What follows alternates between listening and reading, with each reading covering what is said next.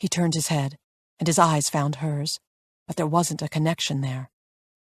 Right now, I need you to tell me the truth, without your father listening, without the cops around. Just talk to me. He blinked. Scott, she pressed. What else are you keeping from me? He turned back to his cheeseburger and picked it up. Studying it, he slowly dipped his head and took another bite. Her frustration rose. Yes, he had been through a traumatic ordeal. Yes, she was grateful that he was home. But a man was in jail based off his testimony. Police and county resources had been used to prepare a court case based off what he had said, what he had lied about. His news story was causing countless hours of work in shifting evidence, reports, and defense strategies. And yet he didn't want to talk about it. He'd been more than happy to tell his fake story of escape to anyone who wanted to listen. But now, with the truth out, he was clamming up. She reached out and slammed a hand on his desk, then immediately regretted the action when her son flinched in response. I'm sorry, she said quickly, but talk to me for shit's sake. Can't I just eat? His cell phone was on the desk. She grabbed it before he could stop her, her haste unneeded as he ignored the action. She pressed the screen, but nothing happened. It was dead. No wonder he was ignoring her texts. How long has your phone been dead? I don't know. He put a few fries in his mouth. I looked at your call record, Scott. Why haven't you been talking to any of your friends? He turned to face her. Don't look at my calls. We pay for your phone. We have the right to know who you're talking to. God, when had she become her mother? So I have no privacy? Is that what you're telling me? I've traded one prison for another? She flinched. I wouldn't call this a prison, Scott. I can what? I can't drive anywhere without you freaking out on me. And I can't leave my room without you and Dad screaming at me. And now you're in here yelling at me. Who have you been calling? She interrupted him before he got worked up. What's this number you kept calling? His gaze darted to the side. No one. She folded her arms over her chest. Fine, don't tell me. I'll just find out on my own. The threat worked. He dropped his head in his hands. Mom, he groaned. She waited. It's a girl. He sighed, his head still in his hands. Someone I dated. When? Earlier this year. I called her when I got my phone back, but she didn't answer. Is it Jennifer? You don't know her. Does she go to Beverly High? He let out a frustrated growl. She doesn't live here anymore, so it doesn't matter. When did she move? She's gone, Mom. What do you mean, gone? She moved while I was gone. I drove by her house, and she doesn't live there anymore. The house for sale. The call to the realtor. Relief rushed through her. Was that what all this was? The moping, the staying in his room and refusing to talk to them? Was it teenage heartbreak? Oh, Scott. She held out her hands and wrapped him in a hug. Startled, he sat there, unresponsive, then awkwardly patted her shoulder. I'm sorry, she whispered. He had probably thought of this girl during all that time at Randall Thompson's house, then finally gotten free, only to call her with no answer. She must have changed her number when she moved, she said. Yeah, he pulled free. Are there any more burgers?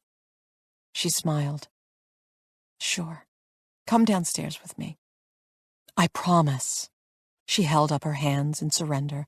We won't ask you any questions about anything. Just lie on the couch and watch some television while Beth makes brownies. Brownies were his weakness, and she watched a bit of life enter his eyes. He nodded, and even though it was a small victory, it felt monumental. They were going to be okay. Chapter 34. Robert's home was annoyingly perfect. Clean, contemporary lines, rich dark walls, and sleek, gleaming surfaces, with just enough leather and fabric to warm everything up. He had 2 bottles of wine breathing and a fire crackling in an outdoor hearth. I took it all in with a raised brow. "Why do I feel like you do this often?" "I don't." He brought a beer bottle to his lips, then nodded at the wine.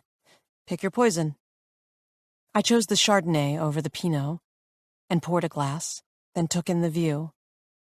His home was in the Hollywood Hills, perched high enough to show off the city, and a rainbow of lights was beginning to glow out of the dusk. A half-hour earlier, and I'd have caught the sunset. Still, it was impressive. I turned back and caught a tendril of hair before it whipped across my face. "I miss the smell of a fire." He smiled. "My contractor wanted to put in propane, but I like the smell of the wood, even if it does stick to your clothes." "Same here." In front of the fire was a half-circle section with dark blue cushions and big white pillows. I took a spot on one side and slipped my sandals off, then tucked my feet underneath me. He sat in the middle, 6 feet between us. "How was the rest of your day?" "Quiet." I had gone straight home and filled up my bathtub with lavender-scented bubbles, soaked in the hot water, and thought through every piece of the case and how Randall Thompson fit into it. I still, even with 1,000 pages of case files and a personal interview with the accused, didn't have enough to go on. I didn't know what Randall had done to Luke. I didn't know if he exhibited characteristics of secondary identities. He certainly hadn't in my time with him. If I had interviewed Randall Thompson as part of a lineup of potential suspects, I would have put him in the unlikely category. He wasn't precise, emphatic and unwavering in his innocence. Psychologically, he was wrong for this crime. But then there was the evidence side of things. He had been identified by Scott Hardin. There were the box of keepsakes from all 6 victims in his house. And there was something inherently dark in his soul. I recognized it. I just couldn't take a pulse on how deep the depravity went. Robert rolled the beer bottle between his palms. "Before I ask you your impressions of Randall, there's something you should know about Scott Hardin." Oh no. My fingers tightened on the stem of the wine glass. Scott was so young. Surely he hadn't. He changed his story. The alarm whooshed out of me in a single breath. "In what way?" "Originally, he said he escaped. Now he's saying that he was let go and dropped off a few miles from his house." "Let go?" That was strange. My heart beat faster. That lent itself to DID, which I was starting to lean toward over paranoid schizophrenia. "When did you find that out?" This was huge. "About 15 minutes ago." I set my glass on the arm of the couch, needing my full wits. "Wow, that's interesting." He gave a bitter laugh. "Yeah, it surprised me too. If only Gabe could have been so lucky." I turned the new information over in my mind. "Do you believe him?" He tilted his head to one side. "That's an interesting question. What are you getting at?" There are 2 things at play here. First, why would Scott Hardin have lied initially, then told the truth? I have to work through that in my head. How does it affect the validity of his identification? What motivations prompted the first action, then the reversal of fact? And the second thing? Well, that's about the killer. If Scott is telling the truth, why let him go? What made Scott different? What happened during those 7 weeks? I sighed. If he really did let him go, then it lends credence to your theory that Scott is lying about Randall's involvement. He could be protecting the real killer. He could have developed a loyalty or almost a love for the man. Like Stockholm Syndrome, yes. The syndrome wasn't an official diagnosis, but a mental coping strategy, one exploited by Hollywood and novelists, but still very real. I had dismissed Robert's initial scenario as unrealistic, but now, with my opinion of Randall Thompson already shaky and Scott's validity as a witness in question, it was starting to look like a valid possibility. I tucked the end of my dark purple maxi dress under my knees. You didn't answer my question. He looked at me, and the firelight flicked over his features. Remind me of it. Do you believe Scott's new story? I think he's proven that he's unreliable. Whether I believe him or not, he's given me the ammunition I need to make sure that the jury doesn't believe a word he says. He was right. Hell, I was waffling all over the place on Randall's guilt. If you took away the box of souvenirs, I'd be certain of his innocence. He was a square peg that didn't fit into my profile, and Scott Hardin was officially untrustworthy. All Robert needed was one juror to have reasonable doubt. He'd get that, and Randall Thompson would be free. I let out a breath and considered the sobering thought that the bloody heart killer was still out there, watching us. I glanced at the view, the dark drop-off before the scenery of faraway lights, and suddenly didn't feel so cozy and protected. I've been reading your BH profile. And I brushed a lock of hair away from my mouth. It has holes. An accurate statement. One that a DID or PS diagnosis would help to fill. I took a sip of wine and didn't respond. How certain are you that the BH killer is gay? He was referring to the section of the profile where I dissected the anal rapes and penile amputations of the boys. The highly personal and sexual nature of the abuse, paired with the victim selection, lent itself to that likelihood. I'm not certain that he's gay. I believe he has violently strong emotions about homosexuality and would repress those inclinations if he experienced them in his everyday life. Well, Randall Thompson is not gay. 100,000% not gay. He rose, as if the discussion was final. I watched as he walked over to a bronze can and dropped the bottle inside. How do you know? I challenged. Have you spoken to his prior students? No. But I emailed you his discovery file an hour ago. You can review it yourself. Every accusation made against him was made by a female student, not a male. Is Randall a little creepy? He paused. Yes. Would I trust him to babysit my 14-year-old niece? Hell no. But he's not gay. And he's in horrific shape, so he's not moving bodies in and out of trunks unless he has an inhaler handy and some help. It was a valid point, and underlined the fact that Randall was too old for my psychological profile. He was pushing retirement, and the BH killer was much more likely to be in his early 40s, physically fit, and not in an environment where he was surrounded by students every day. Look, I yielded. I didn't come here to convince you that he matches the profile. But there's something off with him. Sure, he's a sexual predator. He shrugged as if the information was unimportant. 3 students have filed complaints about him in the last 20 years. Wait, what? I paused. Why didn't you mention that before? When I asked you, what? I tried to think about how long it had been. A week ago? I asked you if any students had complained about him. He pulled a fresh bottle from the ice bucket and twisted off the cap. I didn't want your initial impression of him to be tainted.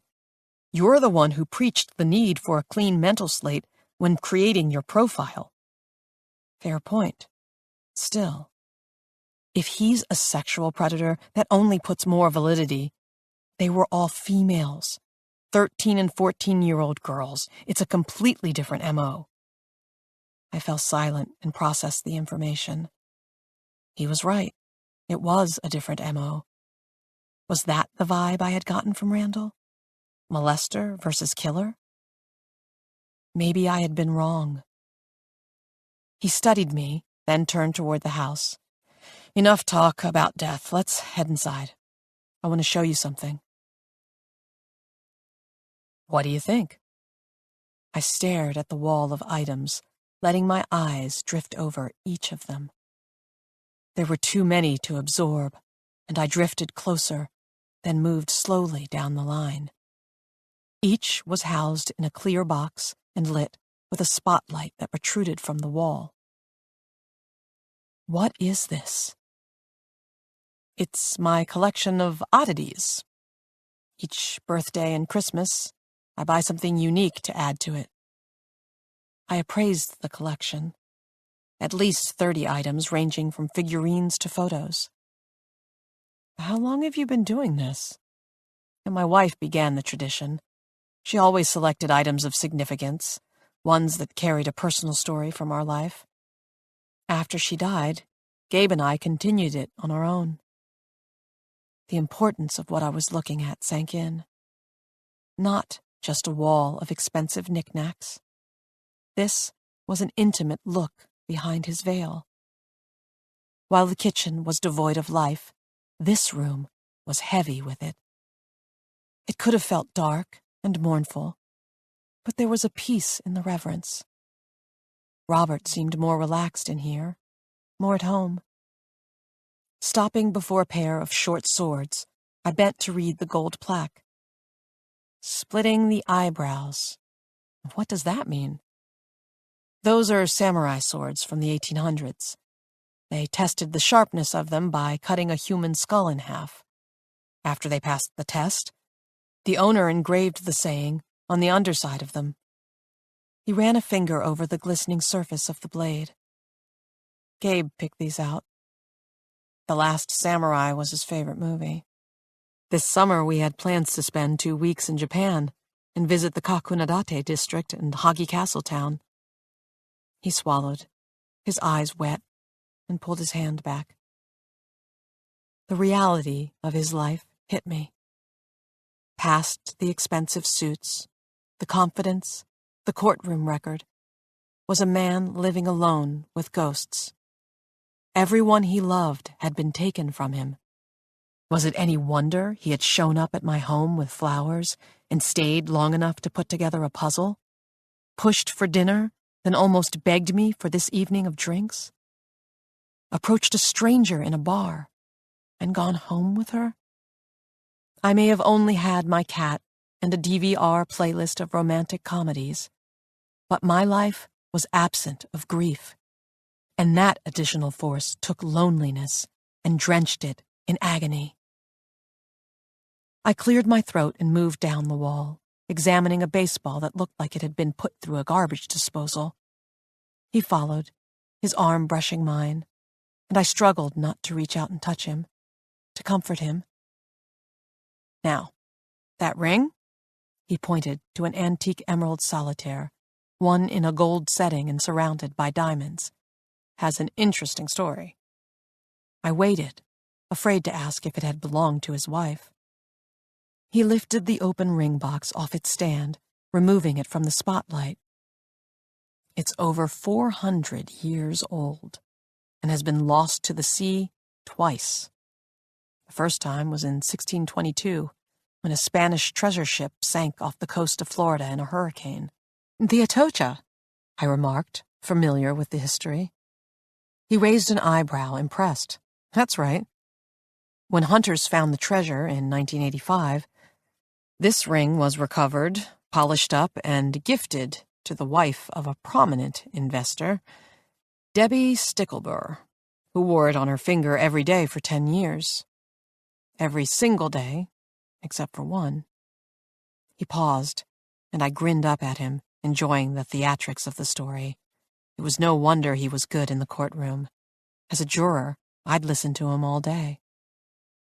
The morning of October 4th, 1995, Debbie was woken up by her husband, who screamed at her to get dressed and grab anything of value. A hurricane was coming. The umbrellas and patio furniture on the porch of their beachfront home had already smashed against the railings. Storm surge was beginning to creep up their sand. His voice took on the dark tones of a ghost story. She grabbed the small safe from his office and a Van Gogh that hung just outside their bedroom and ran for their car, leaving behind her wedding ring, watch, and this ring, still lying on the bedside table where she took them off each night. Why hadn't they gotten out earlier? Don't you know days in advance about a hurricane? The Stickleburs were known for their parties and had decided to ride out the storm with a few dozen bottles of liquor and champagne. It wasn't until that morning, when the husband woke up and realized the size of the storm, that he decided they needed to leave. And it was a good thing they did. Hurricane Opal destroyed their house, wiping it completely off the sand. When they returned 1 week later, the only thing left was the concrete pilings that their home had been tethered to. Along with their belongings, the hurricane took over 500 Atocha coins, 6 silver bars, and her jewelry. A search party, complete with backhoes and divers, searched the shore and ocean for weeks, looking for the re-lost treasure. I looked down at the ring. And they found this? Yep. 4 houses down, 100 yards out, under 2 feet of sand. They eventually found 2 of the bars and around half the coins. The rest was never recovered, or... He gave me a wry grin. I suspect some was pocketed by members of the search crew. How did you end up with it? He chuckled. Debbie Sticklebur ended up leaving her vast estate, including the ring, to her dogs, a decision that infuriated her children and led to quite a legal battle. I wasn't aware you did estate litigation. His grin widened. I don't. But when one son tried to kill his sister over ownership of the teacup poodle with the net worth of some countries, that's when I was hired. The assets were frozen by the court, but the sister slipped me this ring, and we called it a day. I love that story. I held the ring box out to him. You should keep it. Consider it my payment for the profile. I choked out a laugh. What? No. I pushed it toward him. The stone was 2 carats, if not 3. The value of it, with the history, I couldn't even fathom. Don't be absurd. I don't have anyone to give things to, Gwen. His voice dropped. Just take it, please. I don't want to be that guy who leaves everything to his goldfish. I met his eyes, and another protective layer was gone. His emotions exposed, the haunted look in his eyes almost unbearable. Impulsively, I reached forward and hugged him. His back was stiff, his body language tense, but I still wrapped my arms around him and squeezed. After a moment, he responded, softening into the embrace. Thank you, I said quietly. It's the nicest thing I'll ever own. And there is no way that goldfish lives past the month. He laughed and kissed my forehead, a surprisingly sweet gesture that affected me more than it should.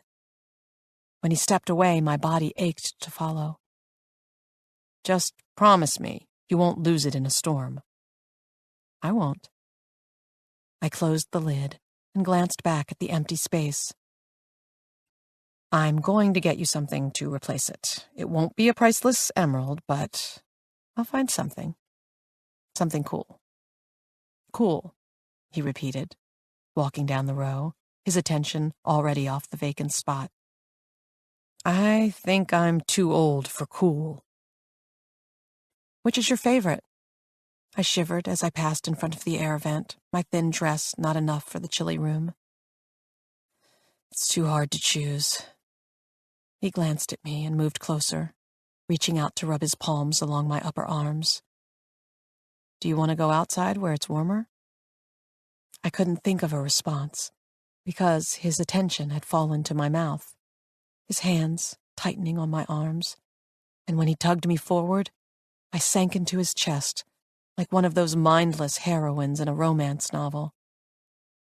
Right into the arms of the vulnerable and lonely beast.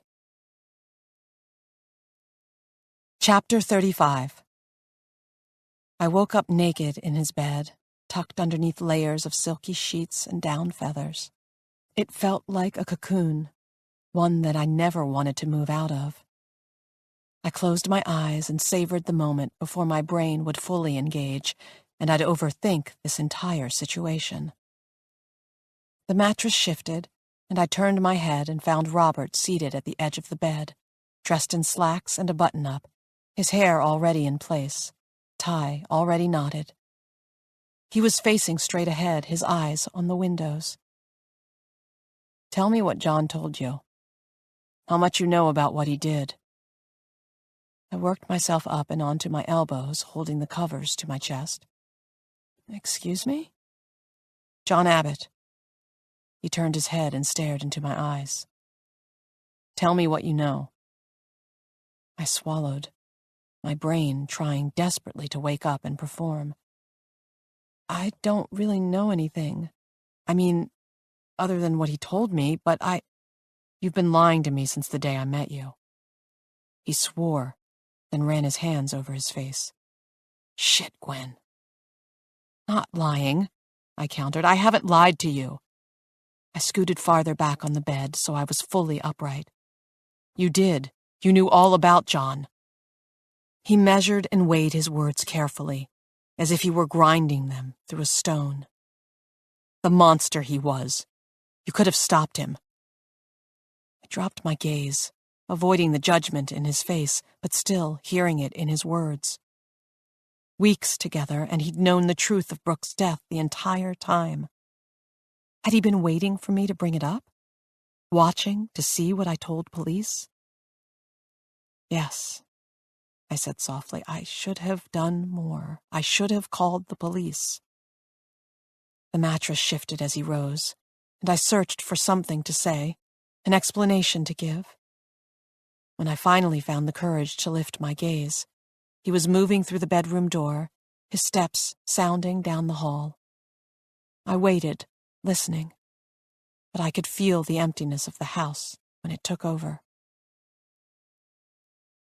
I found my dress and underwear by the foot of the bed, my sandals at different corners of the room. The curtains were drawn, and I parted them enough to see that it was late morning. My phone was probably still in the kitchen, tucked into my purse. The battery was likely dead, and I tried to remember what my day looked like. Luke Attons had finally called the office and was on the books at 11. Hopefully, I had time to swing by the house and shower first. I stepped into the bathroom long enough to use the toilet and wash my hands. Glancing in the mirror, I paused, taking a moment to smooth my wild, dark hair into place. Looking into my eyes, I took a deep breath. "It will be okay." I repeated the phrase twice, inhaling and exhaling deeply. Maybe Robert was going to the police now. Maybe he wasn't. After all, he had asked me what I'd known. He hadn't known my guilt for sure. What he had known was John's guilt. And now, from my own admission, he knew mine. Despite what Meredith said, despite all the excuses my mind liked to throw up, Brooke's death was my fault. If I had answered John's call that morning, if I had listened more closely during his sessions, if I had reached out to Brooke and warned her or gone to the police or flat out done a better damn job with my client. Should I destroy John's file? Burn or bury the evidence? How much should I do to protect myself? I inhaled sharply as my stomach heaved, and I bent over the sink, waiting for last night's dinner to come up. It didn't. A moment passed, my stomach settled, and I straightened. I needed to get out of here. I passed through the arched doorway, back into the bedroom, and hesitated, seeing the black velvet box on the stained teak bedside table. The ring. I considered putting it back in its place on the wall, but decided to leave it there, my urge to leave outweighing my need to return things to where they belonged. I'd need to get a client termination letter prepared as soon as possible. I had a template I'd used before and could have Jacob complete it and send it over to Robert. My outstanding invoice, which I hadn't yet submitted to Cluster and Kavin, I could void. Have Jacob include an attachment of the canceled bill, just to make it clear that I wouldn't be asking for any payment. It all felt too little, too late. I should have ended this the moment it had begun.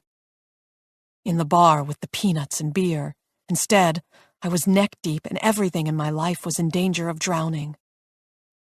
Hurrying down the hall, I found my purse where I'd left it. I threw the thick strap over one shoulder, grabbed my keys, and fled. "You look like shit." Luke, who was meticulously put together in a powder blue suit, coiffed hair, and Versace sunglasses, eyed my worn jeans and loose blouse with a critical scowl. I didn't bother with a smile. I had barely made it to the office in time for this appointment. "Good morning to you too, Luke." I stirred a sugar packet into my coffee and gestured to the conference table. "Please, sit." "Seriously, what's wrong with you?" He dropped into the closest chair and eyed me with concern. "Blow dryer on the fritz?" "Nothing's wrong." I glanced through the glass wall and found Jacob and Bart in the lobby watching. "Can we talk about Randall Thompson without you screaming in my face?" His concern flipped to annoyance. "I wasn't screaming. You overreacted and were a huge baby over the entire thing." He drummed his manicured nails on the arm of the chair. "And why are we still not in your office? I know what's in there, you know." "Yes," I said calmly, taking a seat that was a safe distance away. "Thank you, by the way, for the broken lamp." "Too late," I corrected myself. I knew better than this. Inflammatory statements weren't the right way to handle Luke, and if I wasn't so tied up in knots over Brooke and Robert, I'd be aware of that. I softened my tone. "Luke, in our last meeting, you were trying to tell me something about Randall. What was it?" "You lied to me, Doc." He pointed toward my face, and it was a little too aggressive for my liking. "You told me you weren't working with him." "I wasn't working with him. I was hired to do a psychological profile of the BH killer. Hired by his attorney." He lifted his foot and rested the ankle of it on his other knee. It was a good sign, a change in body language, and I relaxed slightly at the new pose. "I saw you on the news, Doc." "Yes, I was hired by his defense," I admitted. "But I quit." He looked at me with skepticism. "When?" "This morning." Jacob's email had gone out at 10:15 a.m., and so far there'd been no response from Robert. I thought of the anger that had been in his voice. So raw, so emotional. Why did he care so much about John Abbott?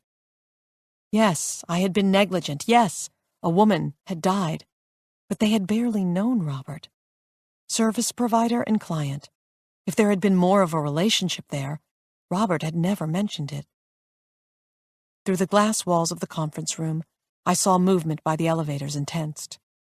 Meredith walked past, and I forced my hand to relax its iron grip around my coffee cup. Would they come for me today? Would it be Detective Sachs or someone else? Or would Robert sit on my confession and continue whatever cat-and-mouse game he was engaged in? Meredith paused by Jacob's desk. "If you aren't working for Randall anymore, why do you want to know about him?" "Honestly?" I returned my attention to Luke. "Personal curiosity. I haven't made up my mind if he's innocent or not. It would help me if I understood what he did to you. But Luke," I set down my coffee cup, "you and I are protected by doctor-patient confidentiality. Regardless of whether or not I'm working on that case, I can't share anything you tell me with anyone. And obviously, if you'd prefer not to tell me things, you don't." "Randall never touched me." He twisted the diamond bezel on his watch. I frowned. I thought it wasn't me. He put his hands on my first girlfriend, kept her after class, and pinned her against the wall and fingered her. His fury was gone. The words delivered in a cold and clinical way that was nowhere near the Luke of before. Where was his rage? Had that outburst been about Randall, or had Luke just been on the bad end of an emotional dip? I sat back, slightly deflated. Did she tell anyone? No. Another girl, a freshman, had told the guidance counselor that he raped her in the science lab. She'd been ignored. And remember, this was 20 years ago. He shrugged. Back then, the guy wasn't old and fat. Some of the girls liked him, and the girl in question was already a slut. No one believed her. Kristen didn't want to be a repeat act, and she didn't tell me about it until years later when we were in college. I dropped my head back against the chair and tried to push the silenced girls in question out of my head. While the story was tragic, I needed to focus on how this information fit into my profile. The problem was, it was another puzzle piece that didn't. It matched what Robert had said. Randall was a sexual predator, but toward women, not men. Maybe Robert was right, and Randall wasn't responsible for the BH deaths. At the moment, I couldn't find a clear thought in any of this. I looked back at Luke. Do you have my wallet and keys? Nope. A lie, if I'd ever heard one. I gritted my teeth and wondered if I could fire him as a client, too. I met his gaze, his obnoxious smirk twisting one side of his face, and mentally lifted a middle finger to everything he stood for. Why not fire him? If I was going down in flames, I might as well go out swinging. Chapter 36. Marta Blevins was in the running for Realtor of the Month. One more signed contract, and it would be her name on the plaque, her Tahoe in the premier parking spot. She needed a sale, and this showing could be it. Unlocking the home, she stepped inside, crinkling her nose at the dingy green wallpaper and cheap assortment of furniture. She moved deeper into the shallow living room and pulled open the blinds, flooding the room with light. At least it was neat. Last week, she'd shown a Culver City home that had piles of rancid clothes everywhere you looked. On the street, her client's blue sedan pulled up to the curb. The newlyweds from Texas had been dismayed at the prices of the last two properties she'd shown them. Hopefully, their budget would help them overlook the stigma brought on by this home's history. Not that she had told them. California law was lenient with what had to be disclosed, and deaths were specifically off that list. She watched them through the window. The husband was on the phone, which would give her a few minutes to walk through the place. You never knew how other agents would leave the house, and there had been a fair number of showings since the last time she'd been here. The master bedroom was in order, and she took a moment to turn on the bedside lamp and open the blinds. The second bedroom had been converted into a flex office, and she towed a dead roach underneath an abandoned treadmill that was parked against one wall. Glancing in the laundry room, she was grateful to see the pull-down entry to the attic easily accessible. The husband was a home inspector, a fact he mentioned ad nauseum, and he had wanted to see the crawl space and attic of every home they'd viewed. In preparation, she pulled at the cord, pleased to see the folding stairs smoothly extend out, the construction well done and reinforced in multiple places. Normally, these attic access stairs were barely functional death traps. This looked like something that was built to last. Hearing a tentative knock, she hurried back down the slim hall to let the couple inside. As expected, the husband beelined for the access, enthusiastically gripping the handrails and clipping up the stairs and into the ceiling. "I don't know," the wife said doubtfully, looking around the space. "Do you think they'd consider a lease purchase?" She adjusted the skinny red belt that cut across the middle of her white sundress. "My company is paying for 4 months of relocation rent. And I asked if we could use it on a mortgage, but they said... From the top rung of the stairs, her husband cleared his throat. Marta? Yes? She called out sweetly, sneaking a glance at her watch. Appetizers were half price until 6:30, which meant, "You need to see this." His tone was odd, steeped in trepidation, and she peered up the ladder at him. "What is it? Mold? Asbestos?" She mentally crossed her fingers. Please, no raccoons. He climbed the final rungs and disappeared in the hole. She waited expectantly, but he moved deeper into the attic without responding. Marta gripped the handrails of the stairs and gave them an experimental shake, testing their stability. It was really amazing. The owners had obviously swapped out the traditional steps for a commercial quality set. She took the first step dubiously, then gained confidence on the second, then the third. By the time her head cleared the attic opening, she felt a small burst of accomplishment. And her ex said that she never got her hands dirty. What did he know? She twisted toward the husband. What was his name? Wyatt? Wayne? Wilbur? He was standing still, his attention on a mattress pushed against one of the attic walls. And wow, this was an actual room up here. Livable square footage, if you didn't mind roughing it a bit. She pulled herself to her feet and spotted a work light, like the sort you see at construction sites clamped to a nearby beam. She fumbled along the back of it and switched it on. The dark space illuminated in brilliant white light, and she turned back to the husband, pleased with herself. Wes, that was his name. He was still just standing there, staring at the bed. No, not actually at the bed. At something between him and the bed. A work table of some sort. "This is pretty nice," she chirped, brushing off her hands and moving closer, curious to see what he found so intriguing. Her words, her sentence, her thoughts, all ceased. Everything in her subconscious halted as she stared down at the neat row of amputated fingers. She stumbled back as her attention swept across the room. The mattress, its tan sheet stained with dried streaks of blood.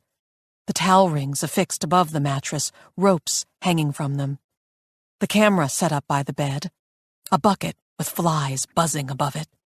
She inhaled and was suddenly aware of the smell. Iron and shit. Sweat. Fear. Was that sound coming from her? That low moan, that horrible, horrible moan? She swayed to one side and looked for the stairs, zeroed in on the open hole in the floor. The wife was calling her name, was now climbing the stairs, but she couldn't come up here. No one should be up here. She lunged for the exit and slipped, her hands scrambling across the unfinished plywood surface. Splinters peppered her palms, and she gagged at a tuft of hair that was stuck in between two boards. Making it to the opening, she shoved her feet through, narrowly missing the face of the wife. "Go!" she yelled. "Move! Move out of the way!" "Is it rats?" the woman screeched, hurriedly retreating down the stairs. "Cockroaches?" Marta launched off the access and ran down the hall as fast as her heels would allow her. Snagging her purse from the couch, she burst out the front door and gulped in the fresh air.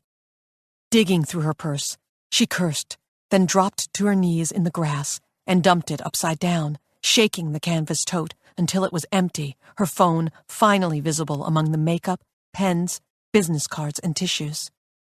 Unlocking it with a shaky hand, she took a deep breath and dialed 911. Chapter 37. "I can't believe you fired Luke Addens mid-session." Meredith pulled out a chair from the break room table and dropped into it. "That took some serious balls." "It was stupid," I countered, glancing into the hall and pulling the door shut to give us some privacy.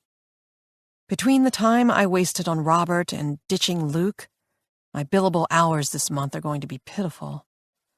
Oh, plus, one of my clients died, so I'm down to Layla Grant and a handful of randoms. This town is full of crazy people, Meredith said cheerfully. And you were on TV. You're a D-list celebrity now. That'll bring in the nut jobs. Oh, great. I opened the fridge and bent over, seeing what was available. Just what I want. Other than the coffee during Luke's appointment, I hadn't had anything to eat, and my stomach growled in protest at the almost empty shelves. Jacob's job was to restock the break room, and I made a mental note to nudge him with a reminder. Hey, if money gets tight, I can always send over a few of my sexual sadists, Meredith offered. Technically, they could be classified as violent. You know, I think I'm good. I squatted and looked through the collection of plastic containers. How old is this spaghetti? It's still good, Meredith assured me, fishing the remote out of the basket in the middle of the table. 2 days old, max. There should be a date on it somewhere. She turned on the ancient TV that sat on the counter and flipped to the grainy news channel. Any word from your sexy attorney? Complete silence. I pried the lid off the leftover pasta and placed it in the microwave. If cops get off the elevator, flash them your boobs so I can slip out the back. I hate to break it to you, drama queen, but they can't arrest you for not reporting someone's emotional deliberations. I squinted at her. Yeah, they can. Emotional deliberations are called premeditation. If only we had an attorney to ask, she intoned, pushing to her feet. She cracked her back, then sighed. Honestly, I can't decide if he was a gentleman or an asshole to unload the accusations post-penetration. I considered the options. Both. Definitely both. The one thing I hadn't needed was that reminder of what good sex and intimacy felt like. Curled against Robert's side last night, there had been a solid period of time when I had thought that maybe he and I were something. Something with a future. Stupid of me. I hadn't been so stupid since 10th grade, when I believed Mick Gentry when he told me that having sex proved we were in love. What do you think he's going to do? I have no idea, I admitted. I'm so confused by the entire thing. Why hire me at all? Why not just confront me, right then, when he read John's file? Maybe he liked you, Meredith mused, flipping on the faucet and washing her hands. Liked you. I made a face. Remind me again, how old are you? Meredith turned off the faucet and ripped a piece of paper towel off the roll. Okay, I know you're trying not to think about the case, but I haven't spoken to you since the news broke about the fake escape story. So can I just say how weird it is that the killer just let this kid go? She dried her hands, then balled up the towel. Why? I don't know, I admitted. Scott was the only victim from Beverly High. If the killer was Randall Thompson and he was going to let someone go, it doesn't make sense for him to release a victim who could ID him. Randall's not a genius, but he also isn't stupid. The more I'm finding out, the more convinced I am that he's not the BH killer. And there's a chance Scott Hardin isn't a BH victim at all. Are you writing this stuff down? Meredith asked. This could be your book deal moment. How awesome would it be if Scott Hardin isn't a BH victim? Seriously. She leaned against the counter and crossed her arms over her chest. Totally awesome, I deadpanned, pulling open the microwave door and testing the temperature of the food with my finger. I needed a vacation, I decided. Somewhere far away from the LA traffic, the smog and clients who might cut my throat if I missed an appointment. Somewhere I could take an entire week and not think about the Bloody Heart Killer or Robert Kavin or dead wives of horrible clients. Maybe Hawaii or Costa Rica. Actually, screw the heat. Alaska. I'd always wanted to see a whale. I turned to Meredith to ask if she'd been to Alaska and paused. Her attention was glued to the TV above the bar. Are you watching this?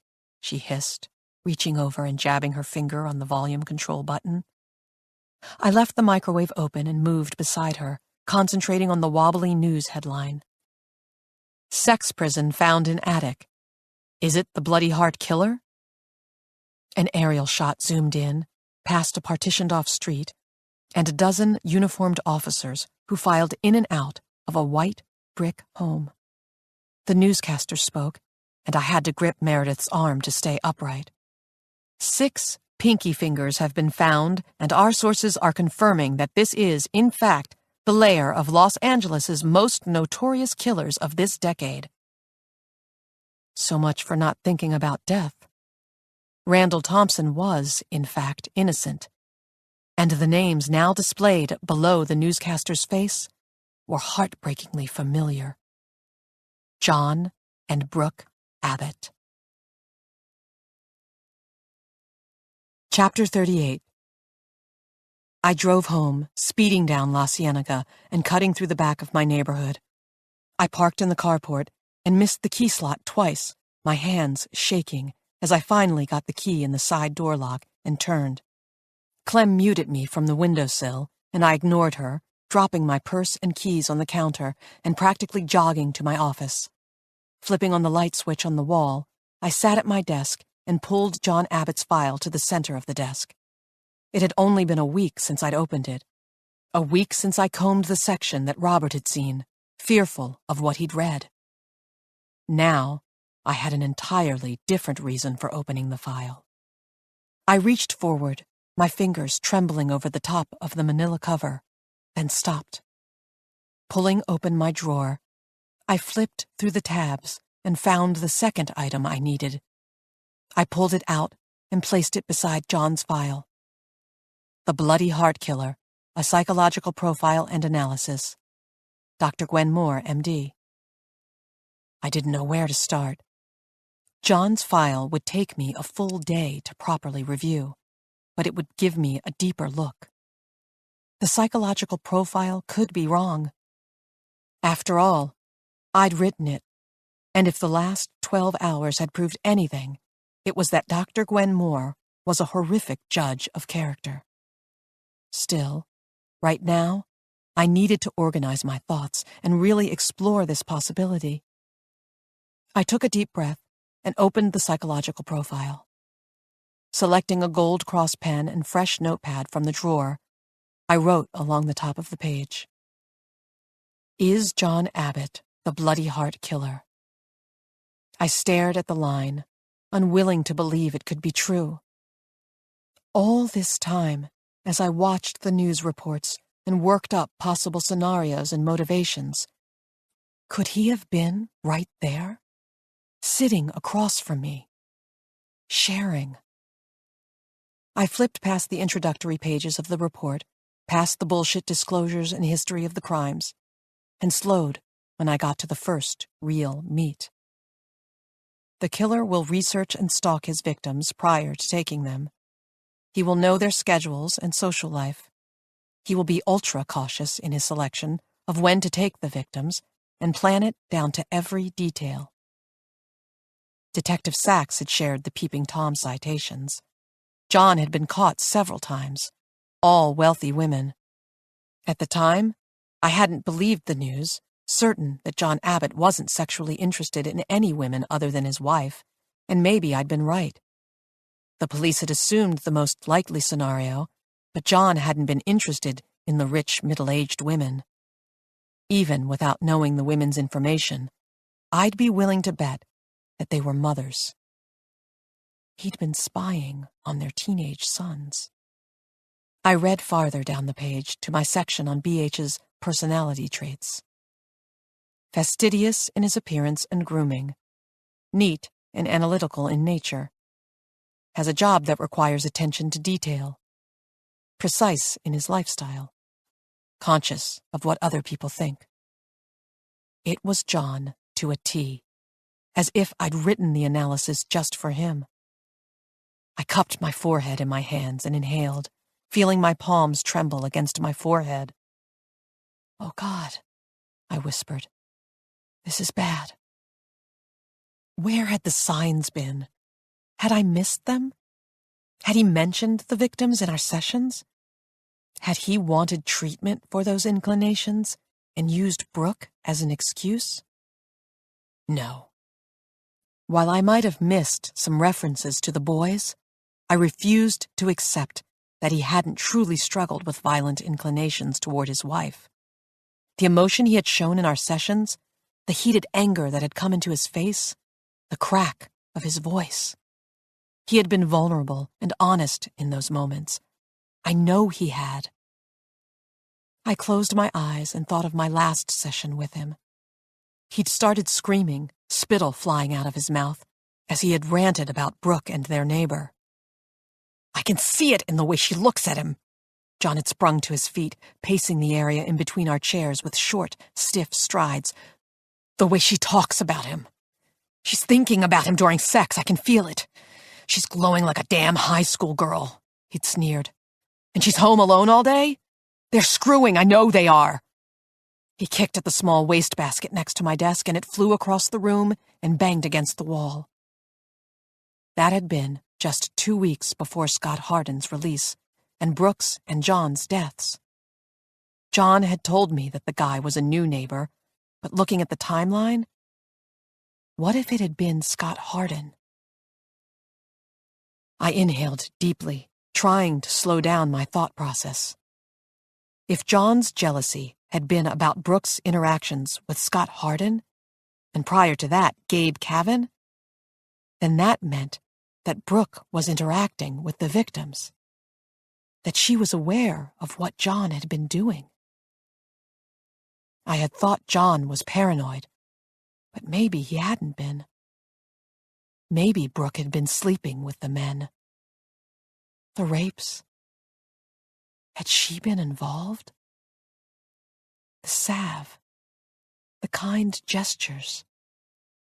I had assumed it was a dissociative identity, but what if it hadn't been a second personality?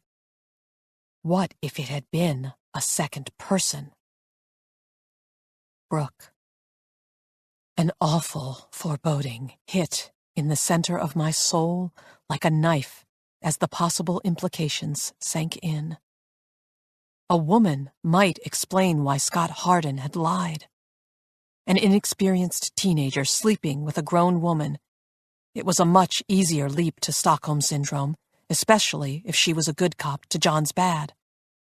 Had she developed true feelings for Scott Hardin? Was she the one who had let him go?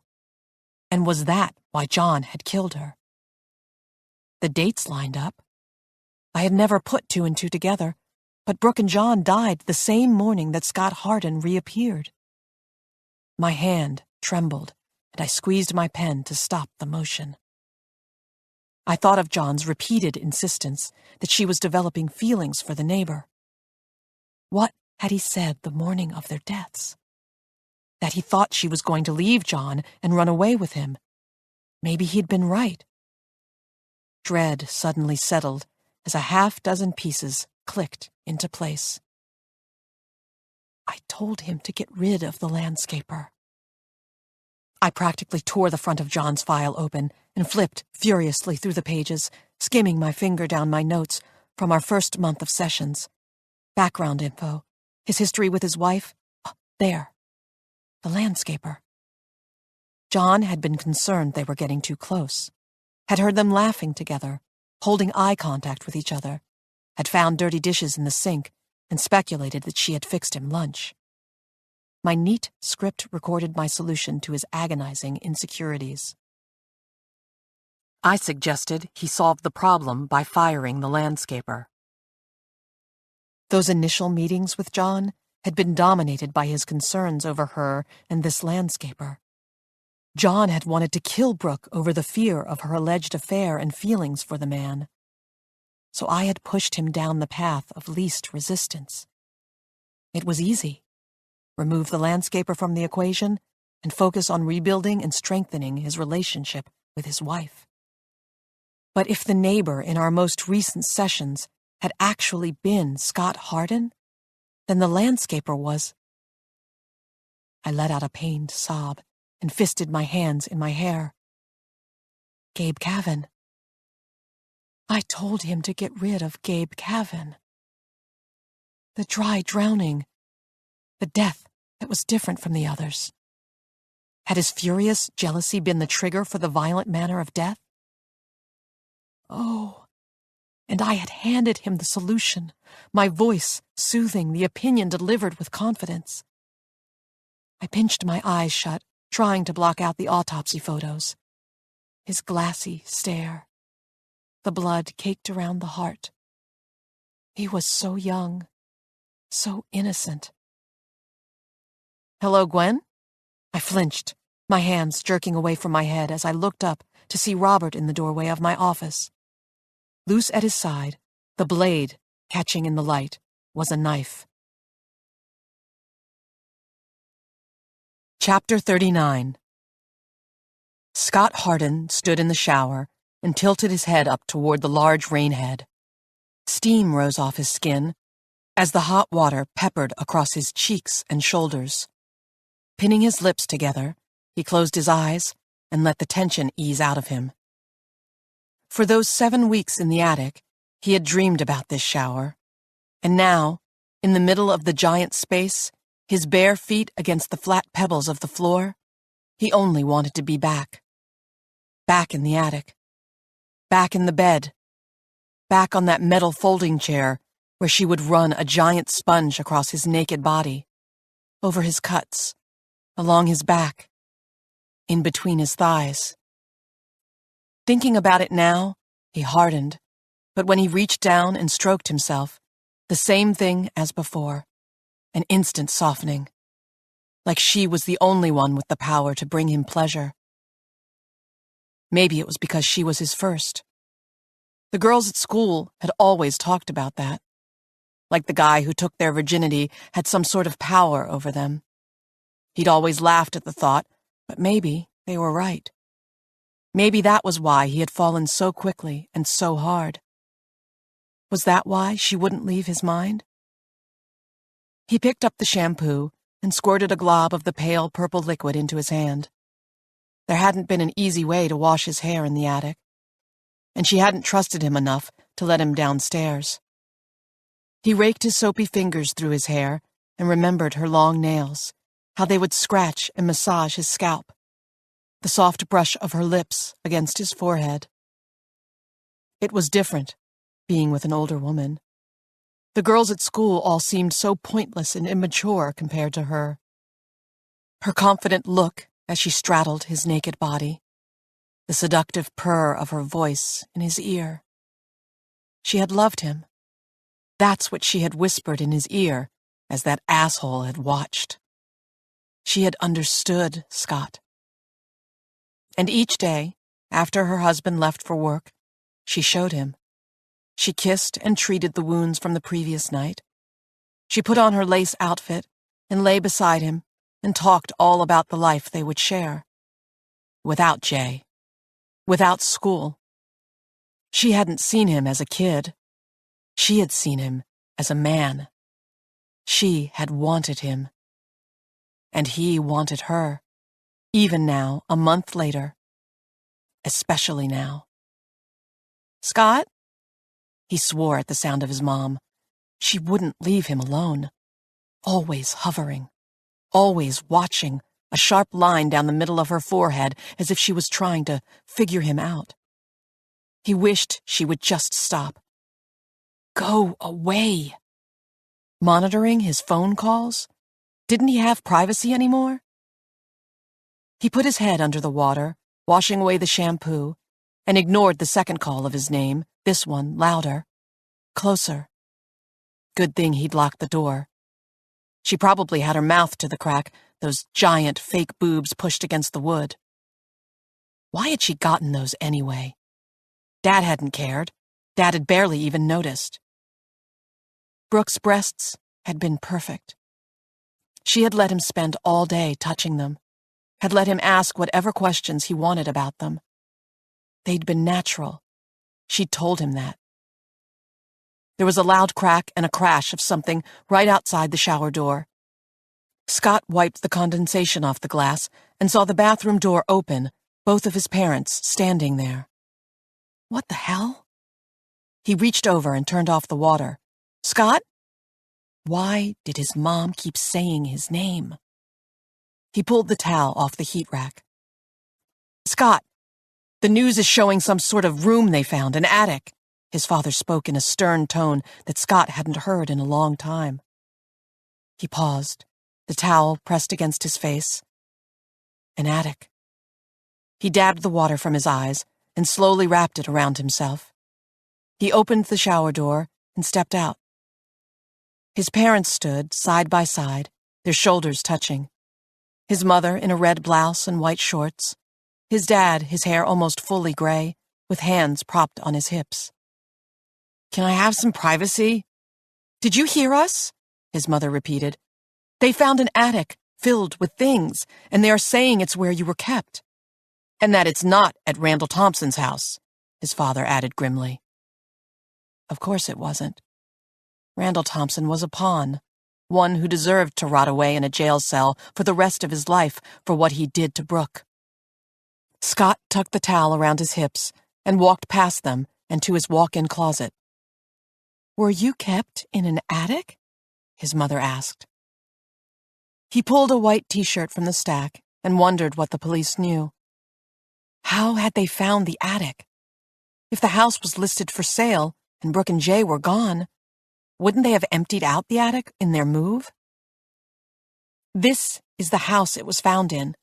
His mother held her cell phone up to his face. He tried to turn away, and she moved it closer. "Look, Scott. Recognize this house?" Of course he did. And of course he couldn't admit that. Because according to what he'd told the police, he'd been let go a few miles from his house and hadn't seen wherever he'd been kept. "I don't know. No." He knocked her arm out of the way. "They found 2 dead bodies in this house the day you showed up here." His mother's voice was steel, her feet firmly planted. 2 dead bodies? His hand, which had been reaching for a pair of shorts, paused in midair. "Who?" "John and Brooke Abbott." She swiped the screen on her phone, then held a new image up for him to see. John and Brooke Abbott. John and Brooke Abbott. John and Brooke Abbott. John and Brooke Abbott. John and Brooke Abbott. Everything in his mind came to a stop at the image of the couple. Brooke was wearing a red sundress, her long hair in wavy curls on her shoulders, a grin across her face. Jay was in a collared shirt and khakis, his dyed black hair swept over his balding forehead. It was them, right under a bold black headline that said, "The Bloody Heart Killers Revealed." Jay. Was John his name? No wonder Scott hadn't found anything about them on the internet, though that had been impossible anyway without knowing their last names. Now, he took the phone from his mom and stared down at the photo of them. The man who had destroyed his life, and the woman who had saved it. 3 months, she had said. Wait 3 months and then call me. She tucked a note with her number inside his pocket. 3 months. She'd kissed him on the lips. Then we can be together. But he hadn't been able to wait 3 months. He'd gone crazy without her, felt lost in his old life, and had so many questions. What to tell the police? Whether she had seen him on television, and if he could see her. Just from afar, at least. If he could just talk to her, then maybe the dull sensation that was sweeping through him would stop. So he had called her. Early, he knew. But he had still expected her to answer, or at least return his calls. When she hadn't, he had started texting her. And then her voicemail was full, and he had broken all their rules and traced the path he had run back to their house. He hadn't had a plan. He was just going to drive by, maybe park a few houses down and walk by. Maybe wait until she left the house and then follow her. The day he drove there, it had only been 3 weeks since his escape, and yet they were gone. Window blinds pulled shut, car gone. The grass was freshly cut, and there was a for sale sign in the yard. When he called the number on the sign, a lady said no one lived in the house. Brooke had left him, abandoned their plans of a happy ever after, and left. That's what he had thought, his heart breaking as he had driven back to his empty life, ignored his parents' questions, and crawled into bed. But maybe she hadn't left. Maybe she had... "Scott, is this who took you?" It was his father's turn, holding up a phone, and his display was now on a photo of Jay's face, that ugly smirk exposing the crooked top row of his bleached white teeth. He'd had that same smirk when he'd stopped Scott in the school parking lot. Kept that smirk on as he had pinned Scott down to the mattress and spread his legs. Later, Brooke said it was a domination thing, that Jay had been abused as a child, and that something about taking pain and innocence from someone else gave him peace. Jay had needed a lot of peace. The more Scott had screamed and begged through his gag, the wider that stupid smirk had become. And Brooke had sat there quietly and watched it all happen. Let it happen, because if she hadn't, he would have turned it all on her. She had been a prisoner, just like him. And she had healed him each day while Jay had been at work, and he had healed her too. His father shook him so hard that his neck snapped back from the force. "Scott!" "Who's dead?" Brooke wasn't dead. That wasn't right. That wasn't why she hadn't answered. John and Brooke Abbott. His mom moved closer, and he felt trapped in the small space, both of them getting closer and closer, glaring at him as if he'd done something wrong. "Scott, the police are going to be here soon, and they are going to arrest you." He looked from her face to his father's, but he still didn't understand. She had been alive. She had pushed him out the door with a kiss, the feel of her lingering on his mouth, and they'd had a future together. 3 months. 3 months. Then, forever. Chapter 40. I weighed my options very carefully. Robert stood at the only exit to the room. My phone was on the desk beside me, in arm's reach if I lunged for it. He stepped forward, and I stiffened, watching as he dragged the short tip of the blade along the top of my desk. It cut cleanly through the leather topper, dissected the phone cord, and suddenly, that lifeline was gone. I met his eyes, and this was a new Robert, one I hadn't seen before. One who was holding on to sanity and reason with a very tired grip. He regarded me with a mix of pity and disgust. "You let my son die, Gwen." He was both right and wrong. While my intentions had been true, my awareness had been flawed. A better psychologist might have asked different questions and unveiled the true depravity of John's thoughts. With that knowledge in hand, a better psychologist might have called the police, saved Gabe, and locked away John long before whatever hell Scott Hardin went through. But would I have known about Brooke? Would I have found that peace? Probably not. And John had been smart. He had been calculating. He had known exactly what to tell me and what line to toe without alarming me to the point of calling the authorities. I may have made mistakes, but nothing that I had done or not done had been intentional. My deception, my evasion, all that had happened after Brooke and John's deaths and wouldn't have changed any of these horrific events. Robert lifted the knife, but I kept my attention on his face, searching for a hint of compassion in his eyes. There was none, just tired and unfiltered hate. He wasn't a killer. I knew that he wasn't a killer. He was hurt. He was angry. But he would not harm me, not if he knew everything. I believed it. I had to believe it. "Robert," I whispered. I didn't know John was the killer. Bullshit, he spat. You told me you knew. John Abbott was seeing you while he had my son tied up in his attic. He was seeing you when he killed my child. He was seeing you when he stole Scott Hardin away from his family. He gritted out the words and repositioned the knife in his hand, getting a better grip. I thought of Detective Sachs's somber tone when he had delivered the news of John's death.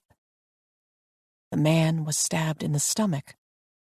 The angle and situation lead us to believe it was self-inflicted. No, I shook my head, searching my desk wildly for something to prove my innocence. When you asked if I knew what John had done, I thought you were asking about Brooke. He killed Brooke. That's what I was hiding from you. That's what I should have told the police. I pressed my palms together, pleading with him. And I was treating John because he was behaving violently toward her. He paused, and at least he was listening. Human nature would dictate that he wanted to believe me. I just had to give him the pieces to justify it in his mind. I tried not to look at the knife. Now was not the time to give him a reminder of it. No, he said tightly. No. You said clients confessed things to you. You said you could have stopped him from killing, and you didn't. I was talking about Brooke. All we ever talked about was Brooke, I said firmly, then placed my hand on John's file. This is his file. It has every session I've ever had with him. Read it. All my notes are there. Brooke was cheating on him, and he was furious over it. He was worried he would hurt her, and we were working on it. Working on keeping him from killing his wife? What about my son? He clenched his free hand into a fist. I didn't know about Gabe, I said softly. I had no idea. I gestured to the profile and my notepad, still mostly blank.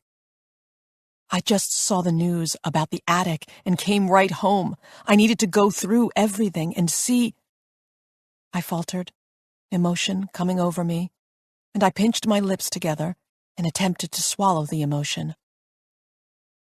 I needed to see. I tried again. How I had missed something so horrible. Had he given me clues and I hadn't caught them? My voice caught. I'm sorry, Robert. I gasped out the apology. I'm so sorry. He swallowed, and I saw the raw crumble of his features, the loss of control from a man who was so tightly wound that he was going to break. He slowly sank into the chair, his gaze tight on mine, his eyes intense and searching. Don't lie to me, Gwen. I'm not. I held the eye contact and took a deep breath, needing to collect myself, to control my emotions and stay level-headed. His anger was receding, but he was still very dangerous and emotionally volatile. I thought of the time we'd been in this room, when he had been standing over my desk, the slow turn of his head toward me when I'd entered the room. The continual questions about John Abbott that had fed my fear that he'd known about Brooke. But he hadn't. His anger was over the Bloody Heart killer, not Brooke's death. So if... My mind whirred through all the suspicious moments, the constant feeling that he was 2 steps ahead of the game, his steadfast insistence that Randall Thompson was innocent and Scott Hardin was lying. You knew, I said quietly. You knew that John was the BH killer. His face didn't change. He didn't nod. He didn't acknowledge it. He didn't deny it. But I knew I was right. The clues were all there. I had just been missing a few cards. What did you think? I asked slowly. You thought I knew John Abbott was the killer, and I still put together this ridiculous profile? "It was pretty spot on for him," he said quietly. "And I asked you if it fit any of your clients." "Well, I wasn't thinking about my dead clients," I said, frustrated. "And my interview with Randall Thompson was what? A test? Every conversation I had with you where I argued about Randall's innocence, you thought that was what? Me pretending to be an idiot?" My voice rose, and getting into an argument with an emotionally armed man was the #1 way to get killed, but I couldn't stop myself. "I needed to know what John had told you." Some fire was coming back into his eyes, and this switch in topic was either the smartest or the stupidest idea I'd ever had. "And you were cagey about it, so I finally just came out and asked you." I resisted the urge to check and see if the knife was still in his hand. "You didn't come out and ask me if John was the BH killer. You asked me something—" I blew out a frustrated breath. "Something like, did I know what he did, or something that was general as hell that I took as a reference to Brooke. Do you think if I was hiding the BH killer's identity that I would have let you get within 100 feet of me? Hire me? Sleep naked in my bed?" I lifted my hands in frustration. "I think we can all agree that my powers of intuition and deduction as far as John Abbott was concerned were horrendous," he provided unhelpfully. "Flawed," I allowed. "But I'm not an idiot. I'm not stupid. Tell me you believe that." In response, he slowly placed the knife in between us on my desk. He paused, then released his grip on it, an olive branch with a 4-inch blade. I stared at it and felt every muscle in my body give way to relief. It wasn't safety, but he believed me. "Robert," I said carefully, "when did you find out that John was the one?" His face tightened, and there was more there. I had confessed my crimes, and he needed to confess his. October 2nd. I looked down at my desk, clicking through the timeline in my mind. It was the day before he died. His voice was flat and matter-of-fact. When I studied his face, it was grim, but without remorse. The day before I killed him. And there it was. The confession. I came in the kitchen and found him kneeling over his wife. He was crying, shaking her, performing mouth to mouth. She was dead. I wasn't surprised to hear that John had regretted the action. I told him so many times in so many sessions that killing her wouldn't solve anything, that it was a brief moment that would ruin his entire life. He had loved her fiercely, unnaturally so, in the sort of rare attachment that the selfish reserve for their toys. He didn't hear me. I had a gun, but I set it on the counter and pulled a knife from the block. His words were dusty, as if they had waited a long time to come out. He examined his palm, rubbing his fingers against the surface of it. He dropped his hands and met my eyes. I knew Scott was gone. I'd been watching the house. And it sounds so wrong, but I was mad when I saw Scott leave. I didn't understand why he could be let go, but Gabe hadn't. He paused and took a deep breath. I had gloves on. I crouched behind him and reached around and stabbed him as hard as I could in the gut. He frowned. The knife was long and sharp. He fell back and couldn't move. He tried. He tried to sit up, to roll over, but he couldn't. I stayed silent, and I could picture it. Everything he was saying.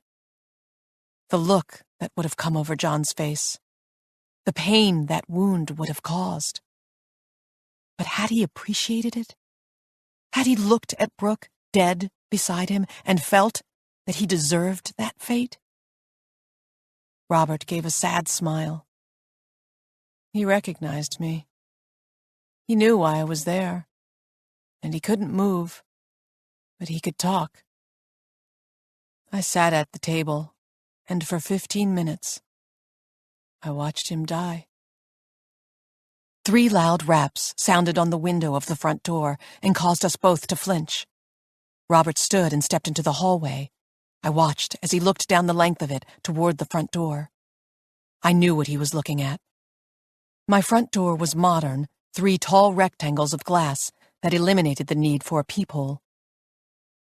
Whoever it is can see you, I said. It's dark outside, light in here. The knife was in front of me. If I stretched forward, I could pluck it off the edge of the desk. I kept my hands in my lap. He glanced back at me. It's the police. Chapter 41. I didn't have a chance to process the announcement before Robert strode down the hall and out of sight. I stood to follow and heard the front door swing open. Detective Sachs, Robert said warmly, and the man deserved an acting award. I stepped into the hall and moved slowly toward the front door, wondering why the detective was here. Earlier, I'd been concerned about being arrested for my failure to report John's premeditations toward Brooke. Now, with his BH killer label in place, did any of that really matter? Another possibility entered the fray. Detective Sachs could have the same opinion that Robert had held, that I'd known the BH killer's identity this entire time. My stomach turned. Good evening, Mr. Kavin. The detective stood on the front porch and eyed me as I came to a stop beside Robert. Dr. Moore? I cleared my throat. Hi, come on in. Robert moved to the side, and the detective entered, his badge glinting from his hip. I gestured them into the study and flipped on a lamp beside the chair. So, you're both here. The detective looked at each of us. Again. Is this a thing, or do you guys just really love talking about dead people? I rubbed my forehead and wished I had eaten the spaghetti back at the office. I felt lightheaded from lack of food, and I needed every bit of my limited brain power right now. We saw the news. I'm surprised you aren't at the scene. I was, but only because it was originally my scene. The task force and feds have taken it over now. Detectives are headed to Scott Hardin's house, but I thought I'd swing by here first. I tried to call, but you didn't answer. I looked in the direction of the kitchen, my purse still on the counter where I'd left it. Sorry, my phone's in the kitchen. Well, we're trying to figure out what happened. We've got 2 dead serial killers and a kid who escaped the morning they died. Before I start looking at Scott for that murder, I wanted to know if you had any insights, especially since John Abbott called you that morning. I met Robert's eyes for a heartbeat, then looked away. How many people other than him and me knew that he'd killed John? And how had he known John was the BH killer? The latter was a question I still needed the answer to. Right? Isn't that what you told me initially? That John left you a short voicemail asking you to call him back? Detective Sachs looked up from a small tablet. Care to change any part of that story? 2 dead serial killers? I frowned. You have definitive proof that Brooke Abbott was involved? There's no way she couldn't have known. Not with him keeping the boys in the house. Now, he let out a frustrated sigh. Anything else I need to know? Because I gotta tell you, Doc, given what your patient was up to, there's about to be a lot more attention on your pretty little head. He was right. And if this was the moment that I lost my medical license, so be it. John killed his wife. I don't know that for certain, but I know that his desire to kill her was what I was treating him for, and I spent a year listening to him talk about it. You probably did a tox screen on her for poisons, but I would check for vitamins that can be deadly in combination with whatever her heart medication was. I made it the short distance to the closest seat and sat, immediately relieved by the confession. Detective Sachs peered down at me as if I were crazy. John Abbott wanted to kill his wife? You expect me to believe that's what you were treating him for? Yes. His client file's in my office. Take it with you if you need to. Wow. Suddenly singing and ready to unveil client confidences. He looked at me with thinly veiled disgust. You could have just told me this from the beginning. Saved the department and myself a lot of time. They were both dead, I said simply. I didn't know about the teenagers. I thought he was just a jealous husband, one who was trying not to hurt his wife.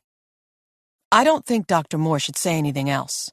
Robert stepped in, and it was sweet how a man who came here to kill me was now protecting my legal rights.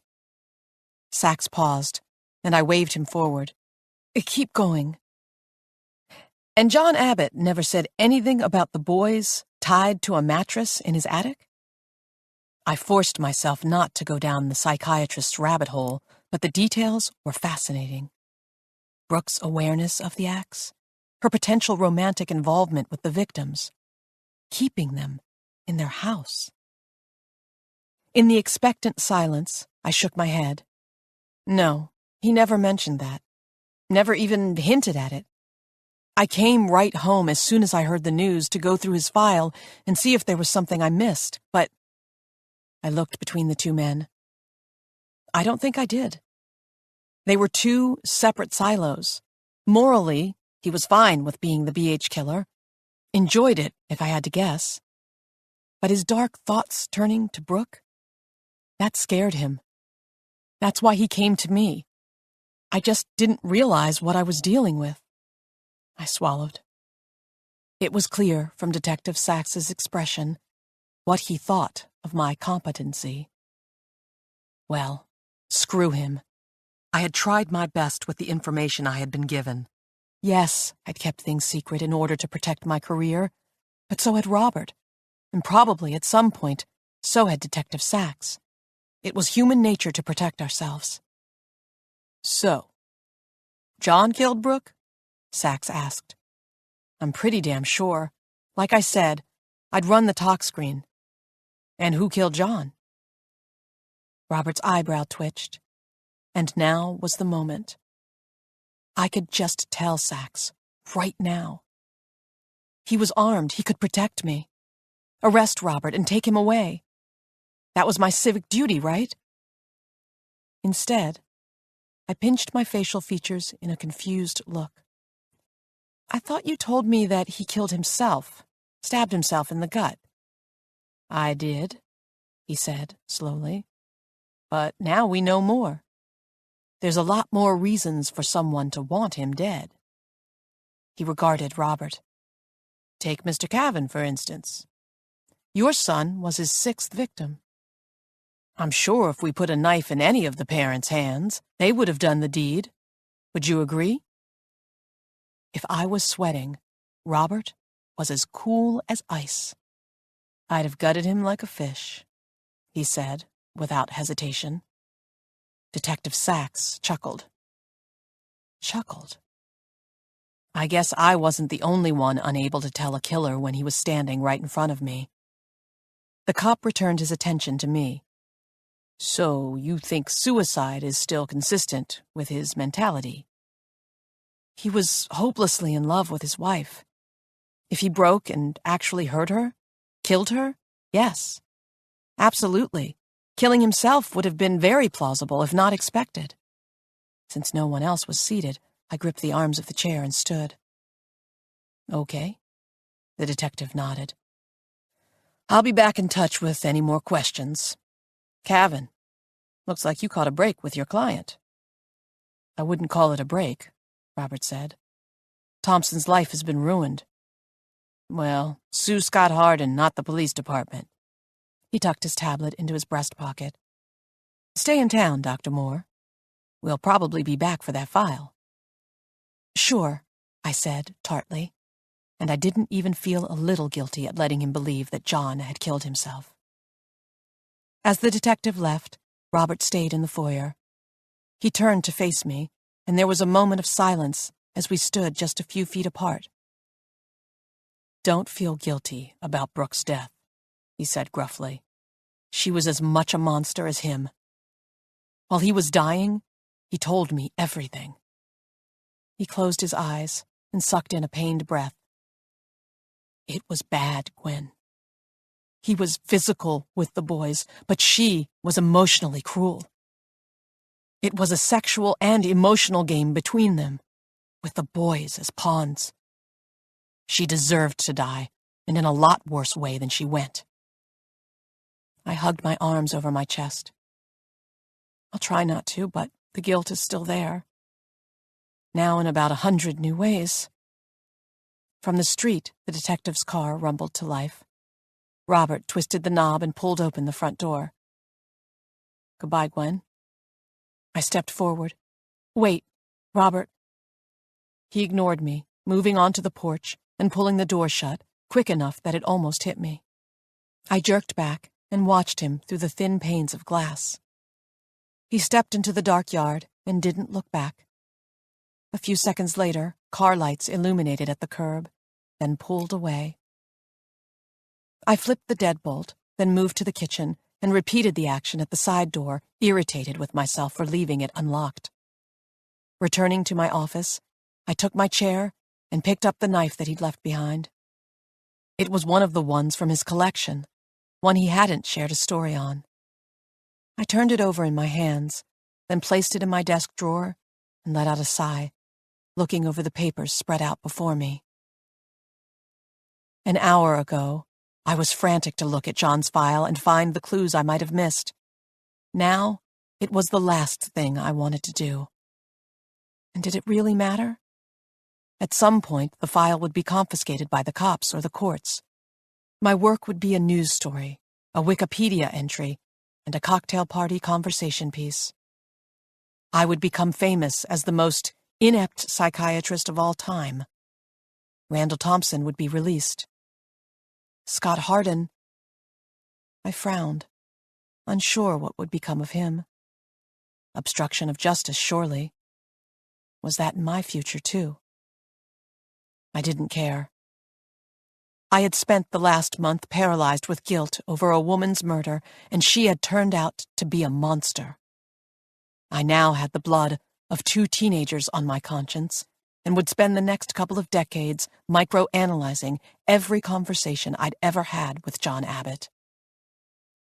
Just a week ago, I'd been bristling with excitement over the chance to speak to Randall Thompson.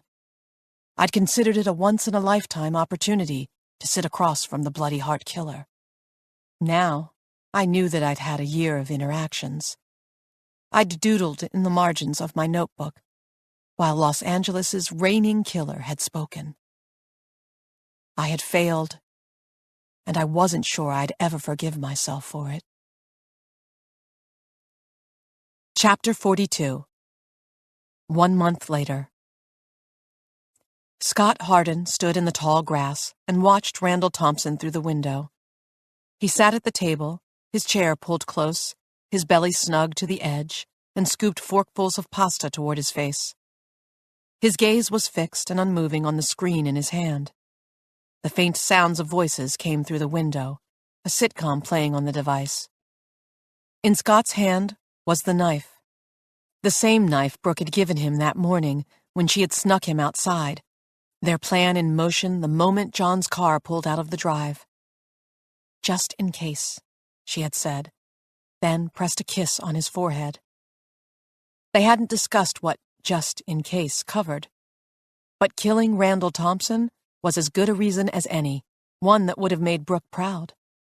One that, if John Abbott had really loved his wife, he would have taken care of himself. But he hadn't, and now this asshole was suing Scott and his parents and the police department and was going to collect $10 million, according to their attorneys. That wasn't how this was supposed to happen. That wasn't what Brooke had wanted. She was the one who'd risked everything and snuck into her rapist's house, putting the box of souvenirs under his bed. She was the one who had planned out everything so that this sack of shit would finally get what he deserved. She was the one who had trusted her teacher and had her innocence stripped in return. The science teacher had raped Brooke. Raped her without a condom, and when she'd missed her period, she'd had to tell her mother, who had still refused to believe it was him, but marched her down to the clinic and berated her during the entire termination process. Brooke had told Scott how no one had believed her. The girls at school had called her a slut. Everyone had dismissed her claims, even her parents. She'd had to stay in Randall's class, in a front row seat, and feel the heat of his gaze on her for the entire semester. He had done that to her and to others, and never been forced to pay for his actions. Not until now. Scott eased around the edge of the house and toward the back door. From inside, Randall laughed. Beside Scott, an air conditioner clattered to life. Scott thought of Brooke, her soft hair falling in his face as her lips brushed his. He moved down the skinny side porch and reached for the doorknob. Scott. He jumped and turned, raising his fists in self-defense. Pausing, he peered into the dark yard. A small figure in a blue velour jumpsuit stepped closer, and his hands dropped. "Mom, what are you doing here?" he hissed. "Give me that knife." She climbed the steps onto the saggy wooden porch and jerked forward, snatching the knife from his hand before he had the chance to hold onto it. "We're going home." "No." He reached for it, and she stepped back, her expression stern and brokering no room for arguments.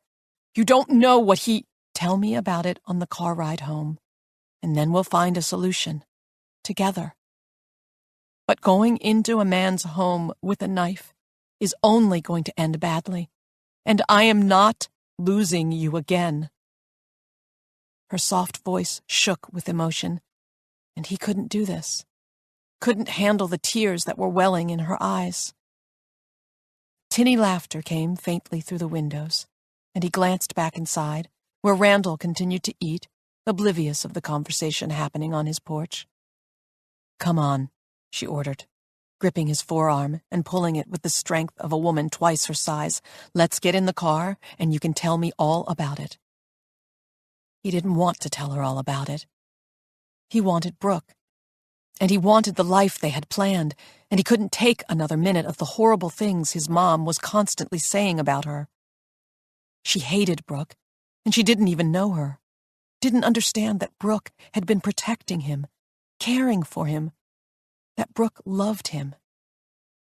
Whenever he tried to explain it, his mom just looked at him as if he were crazy.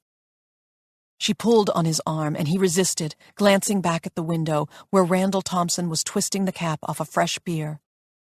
For one final moment, he considered ripping away and kicking down the door, wrapping his hands around that thick old neck, squeezing until his face turned purple and spit bubbled between his lips.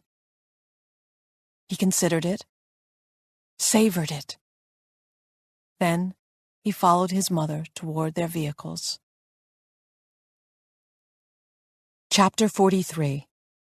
2 months later. A text message alert pinged in the middle of Layla Grant's long and uninteresting recap of last night's Netflix session. I glanced at my cell, didn't recognize the number on the display, and returned my attention to her. So, the kicker is, the guy is actually her stepfather, but you don't realize that until the very last scene, when he pulls out his gun and shoots her in the face. Her eyes widened enough for me to see her shimmery purple eyeliner. Interesting, I mused. So, you'd recommend the movie? I drew a decorative border around the film's title on my notepad. Well, no, now that you know everything that happens. She looked crestfallen, then perked back up. I saw that the LAPD is finally investigating Randall Thompson for molesting his students. Yes, I heard that. I think it's pretty cool how all the moms of the Bloody Heart victims got together and created a victims advocacy foundation. And they're like investigating old crimes. She fixed her eyes on me. Unsure of the correct answer, I nodded. Yes, it's very nice. And it was. I had watched the press coverage closely and could see the powerful and positive impact the nonprofit group was already having, not just with victims, but among themselves. They had felt helpless during their sons' abductions, then grieving and alone after their children's bodies had been found. But now they were united in a common goal, helping those without a voice find justice. They were formidable, well-funded, and had embraced the ignored accusers of Randall Thompson as their first pro bono clients. You know, Sarah went to Beverly High. Ah, yes, Sarah, the horrible sister-in-law worthy of killing. We've been watching the updates of the case together on social media. I waited for a comment about Layla torturing Sarah for information or plotting to wrap a laptop's extension cord around her neck, but she stayed silent. That's nice, I managed. Together. Or, oh no, she shook her head. I mean, she lives way out in Pasadena, but we've been texting about it. She wants to come to the first hearing with me. She didn't have him for a teacher, but she was a student there and saw him in the halls like every day. Plus, she knew Jamie Horace, who was one of his victims, like, personally. They were cheerleaders together, practically best friends. She beamed. I requested to be Jamie's friend on Facebook, and because I was a mutual friend of Sarah and not some random stalker, she accepted me. She twisted a lock of her hair with one finger. So it's cool because she has that connection, and I have my whole connection with you. So we're both, like, really invested in the case. I digested the sugar-coated pile of garbage and managed not to react. So you're getting along with Sarah? Yeah, I think I'm over the killing her thing, she frowned. I mean, not that I want to stop sessions or anything. I have other problems, if that's... I held up my hand. I'm happy to be here for you, without the need for violence. We can talk about anything you want to talk about in your sessions. Oh, good. She bounced a little in her seat, and I fought the urge to smile. She was, however ridiculous, a pleasant burst of innocence in days now full of darkness. My professional reputation, which I had considered doomed, had actually grown in the months following the Bloody Heart unveiling. I had appeared on a dozen interview spots, turned down 2 book deals, and had a waiting list of clients, all anxious to speak about their inner aggressions. It was refreshing to sit here with Layla and talk about movies and celebrity gossip and her daughter's improvements. Maggie was now in regular sessions with a therapist and progressing nicely. A few minutes later, I walked Layla to the door and waved goodbye, passing her off to Jacob, who deserved a gold medal in ass-kissing. Returning to my desk, I picked up my phone and checked my messages. The text from the unknown number was short. It's been a while. Hope you're well. Robert. I stared at the message, unsure how to respond. After he'd left my house that fateful afternoon, he'd disappeared. No texts, no phone calls, and, when I checked the internet, his profile was off the firm's site. When my curiosity got the best of me, I drove over to his office in Beverly Hills and rode the elevator up to his floor. Stepping off, I was surprised to see that his name had been removed from the sleek glass doors, a woman now visible through the open door to his old office. I hadn't driven by his house. I had gone too far already by snooping around his office. I had accepted that if Robert Kavin wanted to talk to me, he could call me. And now he had. Sort of. I placed my cell on the desk and nudged it away from me. I didn't know how to respond to the text, and the swarm of butterflies stealing through my chest was definitely not a good thing. The man had come to my house to kill me. Granted, he hadn't. But what if I hadn't convinced him of my innocence? Sane individuals didn't turn to murder. Then again, the death of a child could cause anyone to lose their mind. I didn't blame him for killing John Abbott, and I didn't blame him for turning his anger and hatred on me when he thought I had willingly let his son die.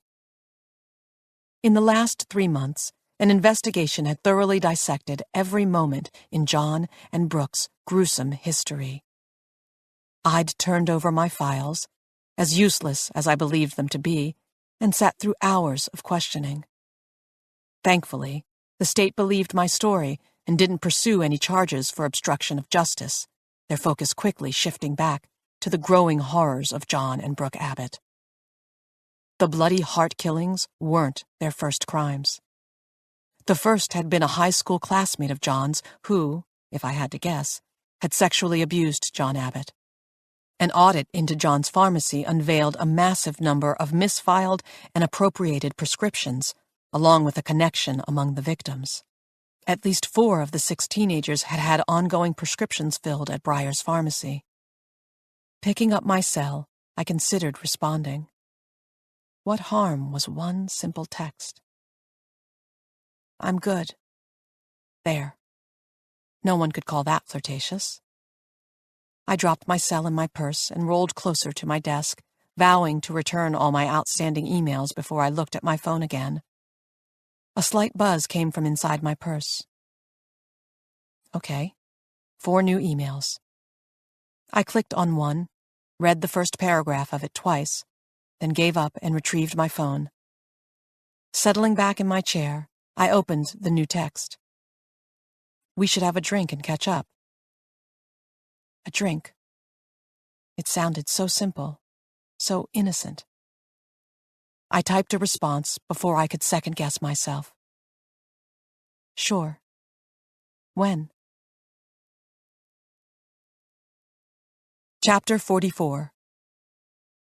We met 2 days later in a candlelit bar off South Beverly Drive that had a Bugatti parked out front and a hostess with more diamonds and plastic surgery than sense. He was already there, seated at a gold stool at the bar, and I paused before approaching, not certain that it was him. In 3 months, Robert Kavin had become a different man. His short-cropped beard was now thick and paired nicely with a rough brush of salt and pepper hair. He was tanned, and his eyes held a new glow of life that they hadn't had before. He wore a collared golf shirt and dark blue shorts with small whales embroidered on them. Wow. I paused next to his stool. You look beachy. I glanced down at my outfit. I was still in the navy suit and nude heels I'd worn at the office. I probably should have suggested a more casual place. And changed. He stood and leaned in, brushing my cheek with a kiss. His beard felt foreign against my skin, and he smelled like coconuts and soap. I like you like this, though, he gestured to the open stool beside him. I'd love to see you let down your hair, literally and figuratively. He tugged on my low bun, and I batted his hand away, annoyed to see that he'd stolen a bobby pin. I'd like to see you with less hair, I scowled at him. What's with the caveman look? He smiled. I threw away my razor when I got rid of my suits. He tugged on the side of his short beard. You don't like it? It's okay, I said grudgingly, and picked up the bar menu. In truth, he looked good. Really good. Melt your panties off good. How do the clients like it? I wouldn't know. I left the office and moved to Venice Beach. I found a fixer-upper on the water and am renovating. He reached for my hand, and I pulled it away. You were wrong, you know. There's a shocker, I deadpanned. In what way? My goldfish is still alive. I laughed. You brought him home? Yep. Gave him the guest bedroom. He's helping me with design choices. He seems to like living at the beach. You seem like you do, too. He seemed lighter, the cloak of intensity gone. Oh, I love Venice.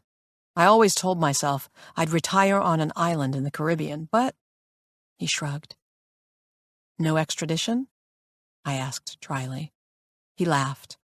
Well, no, but my reluctance to leave was a little more noble than that.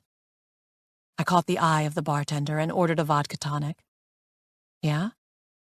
Well, you're here. I paused, confused. And we have unfinished business. He eyed me. Think you can squeeze in one more client? I set down the menu. You know, grief counseling really isn't my specialty. My clients are normally a little darker than that. I have a few skeletons in my closet, he admitted. And they shave. He winced. I can shave. I scraped my fingers across his jaw and tugged at the wild, thick tufts. Nah, keep it. He pulled the edge of my stool, bringing me closer to him. I also wanted to give you this. You left it at my house. He pressed something into my palm, and I looked down to see the emerald ring. Robert, I protested. Stop, he ordered. We went through the argument about it already. It's yours. Take it. Consider it a peace offering for me wanting to kill you. He winced. Now can you forgive me? I don't know. I slid the ring onto the ring finger of my right hand. Can you forgive me for not realizing what a monster John Abbott was? He studied me, his pupils moving minutely as he read, judged, and processed what he saw in my eyes. I think I already have. He hadn't. The chances were high that he would never forgive me. How did you know that he was guilty? I asked. The question was the one thing left unanswered, and it had followed me for 3 months. He sighed, and I knew he didn't want to walk back down that path, but I had to know what he'd seen that I had missed. The autopsy report on Gabe. The blood labs. He turned back to the bar and picked up his drink. His insulin levels were perfect, as if he'd worn his pump the entire time. But in order to do that, he'd need infusion sets. So, why wouldn't you suspect another diabetic? There are dozens of variations of infusion sets, but more importantly, I hadn't gotten the call to pick up his prescription, which I didn't notice or think about at the time. I mean, my son was missing. I barely knew what my middle name was, much less if I had gotten a call from the pharmacy.